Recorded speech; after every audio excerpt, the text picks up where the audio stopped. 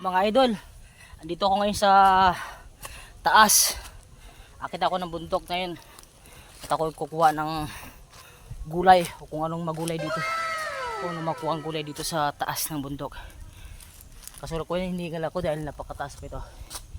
Yan guys, ito po ay puno ng mga mahogani. Ito po ang nakit ko dito sa baba. Mula po doon sa baba, yan, papunta po dito sa taas. Ito po ay puno ng mangga. Ayan guys, hindi po makikita, puno ng mangga yan. Napaka taas po at maraming bunga.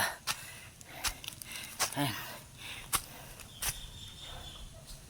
kakapit tayo dito kasi medyo madulas yung daan dahil umulan. Ayan guys,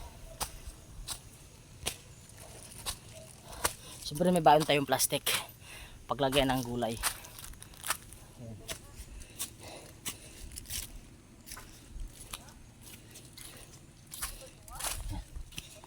Ayan, mangga. Wala pong ibang tao dito kundi ako lang. Ayan guys, puno ng mangga.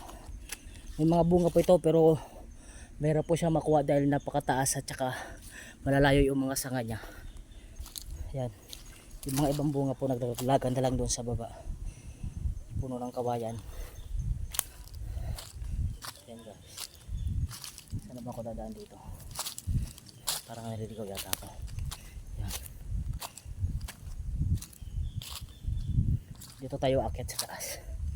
Ayan guys, medyo hinihingal po.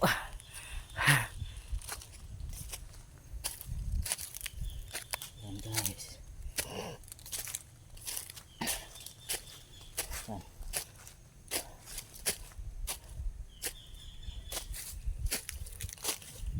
Wala pong tao dito, tabi po.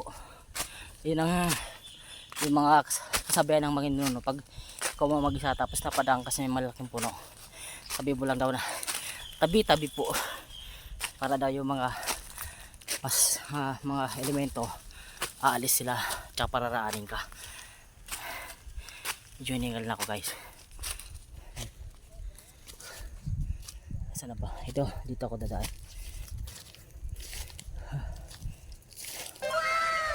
Guys, isa may bahay po doon. Yun po ay bahay po ng kaibigan namin. Yan guys, cut ko muna aking camera at ako'y akyat po dito sa may bakod na ito dahil po wala tayong ano. Yan guys,